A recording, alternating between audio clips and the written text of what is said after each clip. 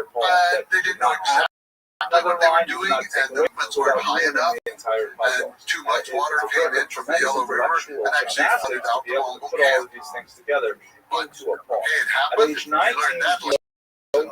following And an that example became set a by strategy that Sacco actually Cohen worked for the Mongols he wrote a for poem the next 50 years, rules of all the Indian way to grammar Baghdad. in They were able to 400 use it when they conquered Again, Baghdad in amazing 1258. So of this is intellectual mastery this of both the ability subject matter to see and the things and expression. to try them, and if they fail, to try them in a different way. But his Better. poetry is We all think primarily we learn from our mistakes. religious, We all philosophical yeah, nature. I learned What I from mean that. by that And what is do we that he do? has a We repeat very mistakes. complicated I think it's just